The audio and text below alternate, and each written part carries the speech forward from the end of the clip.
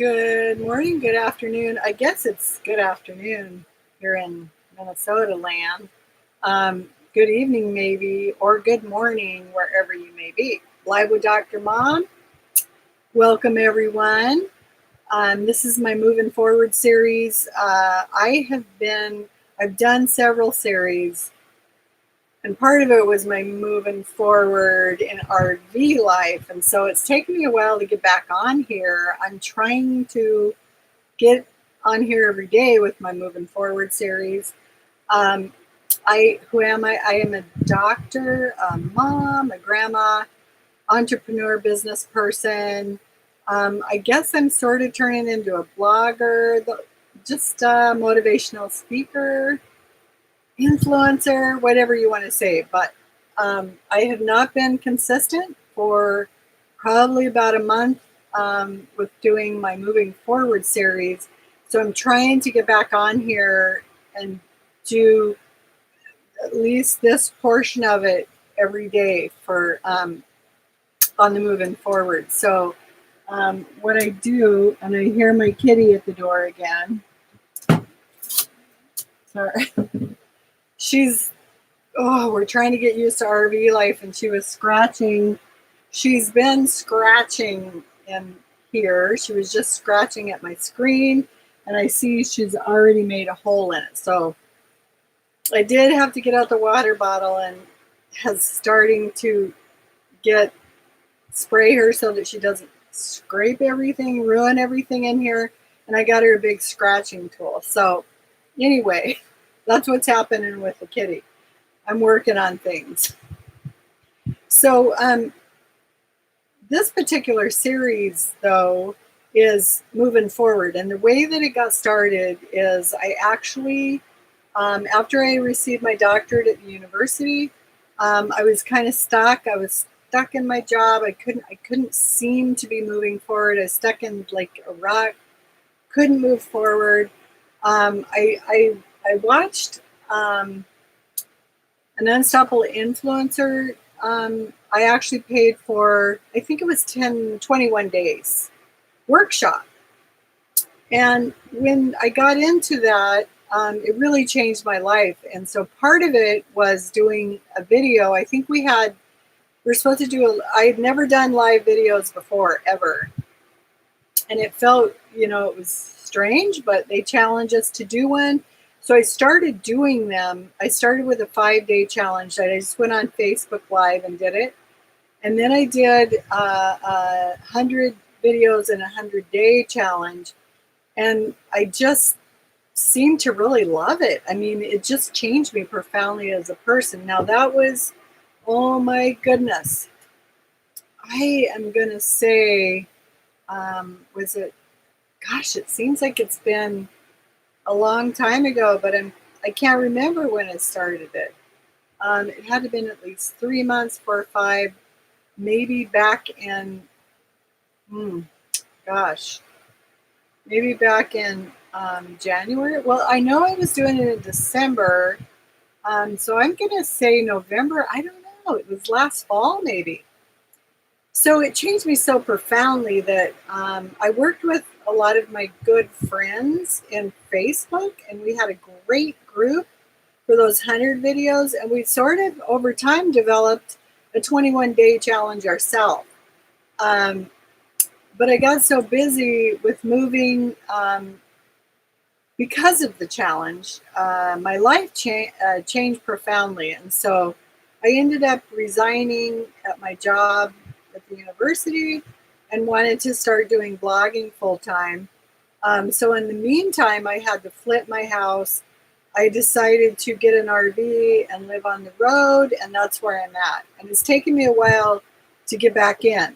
So part of where I was at before I sort of started moving and got in the RV is I was doing a study of 52 women of the Bible. And I kind of did that because I wanted to stay steady, which I haven't been doing, and I apologize. It's just hasn't, I don't know, like life got really super busy, and I've been with my family, and I've been just enjoying being with them. I can't even say how much. I'm so blessed. And so I'm hoping to get back to it. It seems like I'm on a steady schedule now, so I can at least do the Moving Forward series. And then I finished my house remodel project, sold it. It's all done now. Great success. And now I'm doing a series. I'm still in the middle of my bodybuilding series. That will be done in September. I'm doing a live competition. So I'll do that. I do that once a week, and then I'm started my RV series once a week.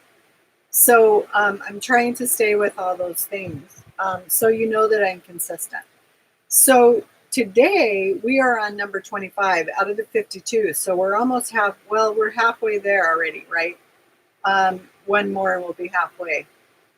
And this particular, I did it this way so that it would be consistent. It would be easier for me to stay on a schedule by following this Bible study instead of me thinking of things to talk about each day on moving forward. But I do need to start thinking about the challenge that we're putting together. I still have to develop a web page and some things like that, but that's the ultimate goal, is putting together a challenge that I can work with some good friends of mine, and we can help others move forward in their lives. So get to the point today. Today we're talking about, this is number 5. Her name is Rizpah. So these are 52 women of the Bible. What I've gathered from the author and from going through each one, it's following the lineage of Christ. And so we have been in 2 Samuel for quite some time, and King David, the reign of King David and Saul and Samuel and all of those. And so King David ultimately leads to the birth of Christ. So I believe, I don't know, for some reason we've been sort of set in this for some time. So we started out with Adam and Eve, and then went to Sarah and Abraham and Hagar, Lot's wife, Rebecca, Rachel and Leah, Tamar, Potiphar's wife, two mothers of Moses, Jochebed and Pharaoh's daughter, Miriam, Moses' older sister, Rahab, Deborah, Joel, Delilah, Naomi, Ruth, Hannah, Michal, Abigail, the women of Endor, Bathsheba, Tamar, the daughter of King David, the wise women of Beth Makkah, and today we're doing Rizpah. So she's number 25. Now, there's a lot of these that I've never even heard the story, so it's quite interesting to me, and I find that by reading the stories of other women, I can grow and become empowered from their trials and, I don't know, displays of courage. Rizpah is another one that she displayed a lot of courage. So that's where we're at. Rizpah, her name means a hot stone or coal. Yeah, when I was reading it today, I was thinking, so you often wonder how they got what their name meant, and what would ours mean if God renamed us? Because in the Old Testament, several times he would rename people depending on sort of. I think Sarah was Sarai, and then she became Sarah, mother of a nation, I believe. I mean, just different times throughout history. So I was kind of thinking, I wonder what mine would be if I was renamed. I hope it's kind. Okay, so today we're talking about Rizpah. 2 Samuel 21, 8 through 14. Her character. She was one of Saul's concubine. Rizpah was the mother of Armoni and Mephibosheth. Though a woman with few rights and little power, back in that day they didn't have a lot of rights or power, she displayed great courage and loyalty after the death of her sons. So King David took the 2 sons of Rizpah, whom she had bore to Saul, together with the 5 sons of Saul's daughter Merab. He handed them over to the Gibeonites, who killed and exposed them on a hill before the Lord. Rizpah, daughter of Ed, took sackcloth and spread it out for herself on a rock. From the beginning of the harvest till the rain poured down from the heavens on the bodies. So the beginning of the harvest, one would guess maybe the harvest was in August, September, maybe, until it rained, which is sometimes in September, right? Poured down from the heavens on the bodies. She did not let the birds, so she protected the bodies. She did not let the birds of the air touch them by day or the wild animals by night. When David was told what Ahaz's daughter Rizpah, Saul's concubine, had done, he went and took the bones of Saul and his son Jonathan from the citizens of Jabesh Gilead. David brought the bones of Saul and his son Jonathan from there, and the bones of those who had been killed and exposed were gathered up. They buried the bones of Saul and his sons Jonathan in the tomb of Saul's father Kish at Zelah in Benjamin. So I think because he heard what Rizpah had done, he actually was trying to help her and wanted to give them a good burial, right? Okay, Rizpah's life and times. After her sons were killed and their bodies flung on a hill, Rizpah kept a lonely vigil, warding off the birds that would peck at their flesh and the animals that would try to drag their bodies away.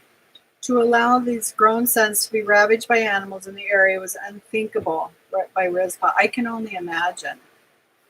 Burial in biblical times was an occasion for showing love and respect for someone who had died, which, I think it is in nowadays times as well. Loved ones usually buried the dead the same day as the death took place, or at least within 24 hours. That's in John 11:17 and 39. Family members washed the body, anointed it with herbs and spices, then wrapped it in a cloth. The burial itself frequently took place in a cave or in a tomb hewn from the rock so prevalent in Palestine. The same cave or tomb would be used by many members of one's family. Genesis 49:29 and 32. Official mourning for the dead began with the playing of the flute as soon as the death took place. These mournful flute players not only played throughout the preparation of the burial, they also accompanied the procession to the place of burial and continued to play during the official time of mourning, usually 7 days. Matthew 9:23. Professional mourners were often also present, accompanying the family to the grave site, staying with the family afterward, adding to the family's customary tears, wailing and crying. So what's happening in our life and times? Jesus wept at the burial site of his friend Lazarus. In his human nature, Jesus understood the finality of death for those who went on living. He participated in the customs of the day and wept with Lazarus' friends and family. Remember, Lazarus had died. But in his divine nature, Jesus also understood the transitory nature of life and the fact that death is not an appealing conclusion, but a glorious beginning. When I was reading through that, I also thought of how Jesus, and I keep getting back to thinking about how Jesus was a real person, and he actually experienced a lot of human emotions, all the human emotions, I believe, so that God could understand them, right? Maybe, I don't know. I don't pretend to know all that, but so he was a human being and actually experienced the things that we experience, so that God can understand us more. I don't know. My guess.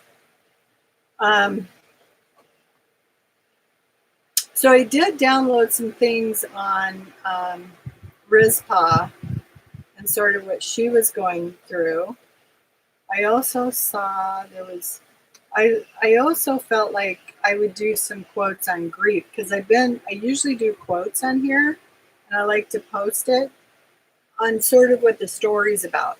And so what I felt with her, she was grieving for her 2 sons. I don't even want to try to imagine what that's like.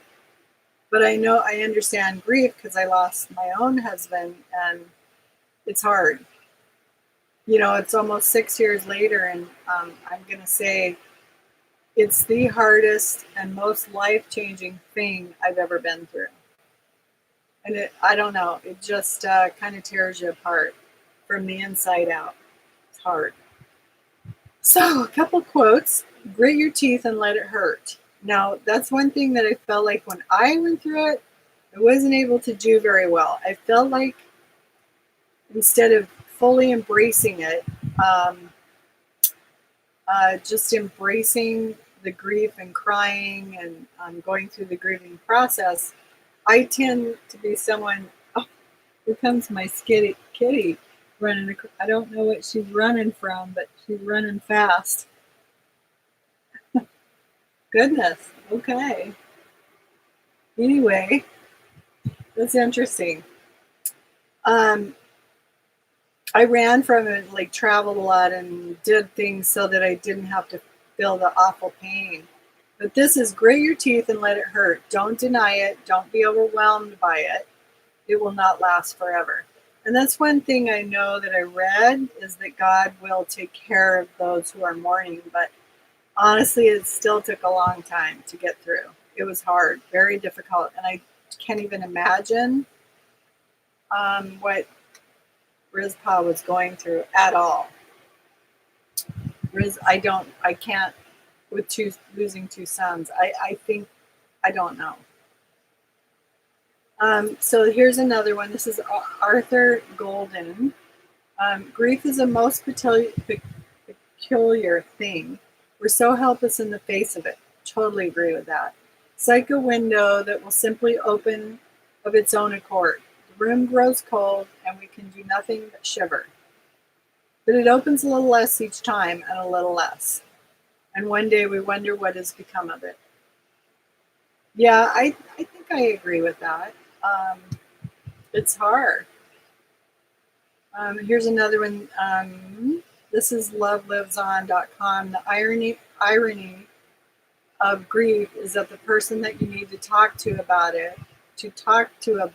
how you feel, is the person who is no longer here. Now I totally agree with that. Totally agree with that. Okay. All right, so I did a download. I did a little bit of a download on Rizpah. Okay, so this is, looks like totally vintaged. I just did a quick search. So for their conversation of the month of March, we are directed to an Old Testament woman named Rizpah, whose story echoes the tragic to triumphant experience of women throughout history, forced to face and overcome the unspeakable hauntings of loss and violence. It was a pretty violent time during this time. There's a lot of warring going on. Saul and Samuel and King David and all of them. Rizpah's story reminds us that uncommon courage is a gift from God. And as Dr. Maya Angelou once wrote, each time a woman stands up for herself without knowing it possible, without claiming it, she stands up for all women. Okay, so what's the historical context behind Rizpah? The Chronicles of King David are a cautionary tale for the biblical reader. Here is a man after God's own heart, who is presented in Scripture as a complex paradox. The story of Rizpah points us to the irony of a king who desperately sought after God, but also suffered from the very human maladies of self-centeredness, ego, pride, and lust. King David's life reminds us of the perplexing nature of our divided souls. As we enter into the story of Rizpah, described in 2 Samuel, we first encounter her in a disturbing, circumstance between Saul's sons, Ishbosheth and Abner, special advisor to Saul. King Saul's son accuses Abner of sleeping with Rizpah, a concubine of the king. While Abner never denies this accusation, he responds with the indignation of a powerful influence of royalty. Abner uses the circumstances to inform Ishbosheth that he will no longer be a loyal advisor to King Saul, but instead transfers his fidelity to David, the man who would be king. Rizpah's voice is never heard in the story, as he is similar with so many narratives about women in Scripture. We will never know her side of the story to tell. Okay, so Rizpah's voice is never heard in the story. Yeah, I mean, how many times have we read already the women in here of the Bible who never really had a voice? So, Potiphar's wife, let's see, who else have we, oh, why can't I think of, geez, I can't even think of Sodom. Well, anyway, several women who we just didn't really hear from about their telling about how they felt about certain circumstances. Even Leah and let's see, Leah and Rachel, we didn't really hear much from them. Their voices just weren't really heard from. So I agree with that. So, described as a concubine of King Saul, we are immediately informed that Rizpah is not a primary wife. So, how would that feel, too, right? Scholarship is divided here because the word concubine takes on several meanings depending upon whom we are reading. In some scholastic circles, the assumption is concubine indicates a secondary wife, similar to the Hannah Penna circumstance. Other scholars posit the term means a consort or companion to which a king or male enjoyed sexual privileges and often produced children in the relationship. Either way, Rizpah enjoyed the protection of King Saul's royal power and prestige until his death on the battlefield. The last time Rizpah is mentioned in the Bible is in the expansive narrative of chapter 21. This perplexing story starts with God telling David the famine in the land that lasted 3 years was a result of Saul's misguided zeal for attempting to wipe out the Gibeonites. King David, who had the Herculean assignment of ridding Israel of Saul's many mistakes and defeats, forges an uneven alliance with the Gibeonites that ultimately involves state-sanctioned terror and violence. In an attempt to rid himself of fighting enemies on every front, King David agrees to turn over Rizpah's 2 sons by King Saul and the 5 grandsons of Saul, daughter of Merib's sons, to the Gibeonites. With vigilance, justice in mind, the Gibeonites tell King David exactly what they will do. So let 7 of Saul's sons be handed over to us, and we will execute them before the Lord at Gibeon on the mountain of the Lord. So it sounds like it was Saul's own doing that King David actually handed over 7 of Saul's sons, 2 of them that were Rizpah's. With political expediency in mind, King David agrees, and the Gibeonites execute the sons of Saul on the mountain of the Lord. Rizpah, a woman who had lost all male agency she once enjoyed, is now a single mother grappling with the terror of her new circumstances. The idea of locating ourselves with Rizpah is a horrifying one, yet as African American women, we know the painful. Okay, so what they're saying is this site that I'm reading from is the author is African American, so they know the painful reality of sons and daughters being executed by zealous state-sanctioned vigilantes. The emergence of Rizpah's terror is a tragic truth for them as well. So as Rizpah struggles in the loss of her son, she is presented with 2 choices: to grieve in silence or to fight back. Rizpah courageously chooses to fight the brutal injustice of her son's death. Rizpah does for her sons in death what she cannot do for them in life, that is, protect them from predators. Here we witness a grieving mother taking up silent vigil over their corpses left on a hill. She could not stop David from taking her sons, could not stop the Gibeonites from killing them, so she does what she can. Rizpah turning tragedy into triumph. With civilian nonviolent resistance, Rizpah climbs the mountain of the Lord and tents there for the entire harvest season. Oh, see, I was thinking maybe it was a month. Here they actually say it was 6 months. So for 6 months, she climbs up the mountain and protects their bodies. Their narrative is very descriptive, giving the exact portrayal of Rizpah's vigil of her son in vivid detail. We can easily visualize this grieving mother who refuses to budge, fighting off the predators at night and the harsh elements of the mountain as well. Like her predecessor, Jael, Rizpah is at war. Rizpah is one woman with one intention, to bring justice to the mountain of the Lord for her sons. With our sanctioned imaginations, we can assume Rizpah let her presence on the mountain be known to Israel and Gibeon. What color was the sackcloth Rizpah dragged up the mountain with her? Was it red? Was it purple? Was it yellow or blue? Did Rizpah wrap herself in the mourning cloth and raise her fists in silent protest for Israel and Gibeon to see?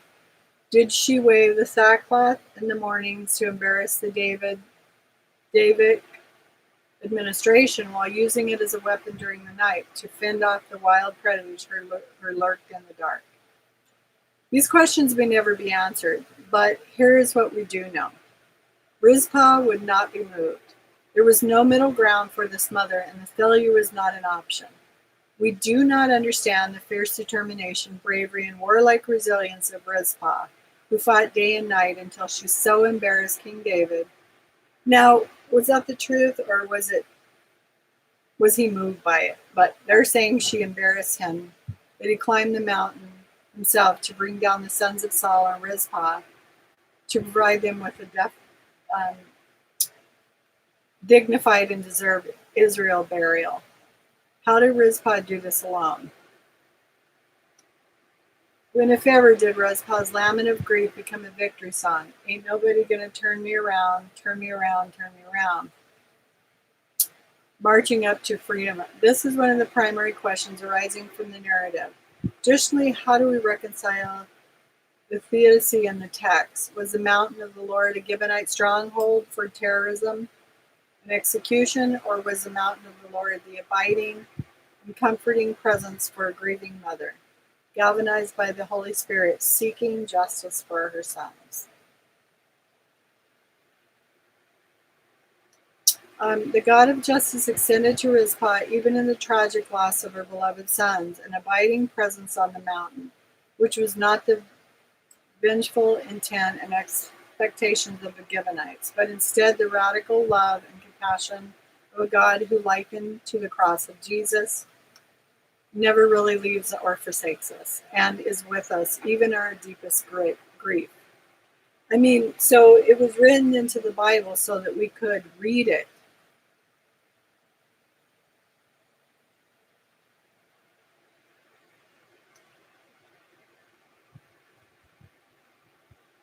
The Gibeonites obviously felt justified in executing the sons of Saul with the assistance of King David. Does their suggestion that God approved this terror remind you of current or historical events? And that's kind of the rest of it.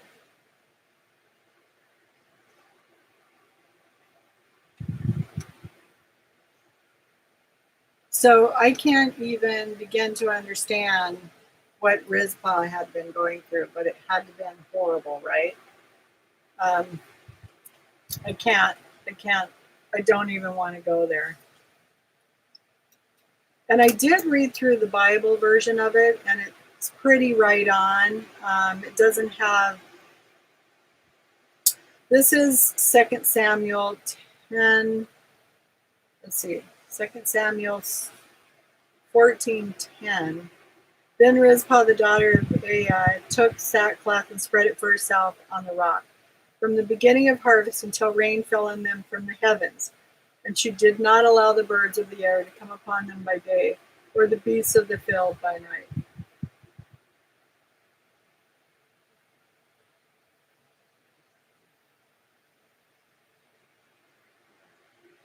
Um, So after David took the bones, David went and took the bones of Saul and the bones of his son Jonathan from the men who had stolen them from the public square, and then had them buried. So it's not much different than what we've already read. So the other thing is, let's see, our reading for the day. This is on Sarah Young, a devotion, Jesus Calling. And my mother-in-law gave me this. It's been almost 6 years ago when my husband passed away, and I've read it just about every day. I mean, it's 365, and it's always seems so different every time I read it. It's really good. So it's already June 28th, Monday, June 28th. Where's time going? Fast. Taste and see that I am God. Good. This command contains an invitation to experience my loving presence. It also contains a promise. The more you experience me, the more convinced you become of my goodness. This knowledge is essential to your faith walk. When adversaries strike, the human instinct is to doubt my goodness. My ways are mysterious, even to those who know me intimately. As the heavens are higher than the earth, so are my ways and thoughts higher than your ways and thoughts. Do not try to fathom my ways. Instead, spend time enjoying me and experiencing my goodness. Psalms 34:8, Isaiah 55:8-9. So, I don't know. Why am I doing this? I'm trying to move forward in my own life, keep moving forward. And part of it, when we're doing the 100 videos in the 100 days, is in order to move forward, it's important to have a strong foundation, set goals, and professional development. And I feel like all of this is helping in our spiritual development and our professional or self-development by learning and understanding about other women of the Bible and about building a foundation. Mine is built on my spiritual foundation is built on God and the Bible, but it doesn't mean that I don't respect others' spiritual development or what they believe in. That's how I am, and so that's why I'm reading from here. So, okay, that's about all I have today. I'm going to try to get back in it every day, try to be here at a certain time. I can't say that it's going to be the same time, but for now, my son got me all set up. He got me I think it's called a router in the RV, and so hopefully this is going to show the whole time and not cut out. It still took a little time to get going, but I feel like we're making progress. We're doing well. Yay! So much love to you. Have a blessed week, and I will be talking to you tomorrow. Bye.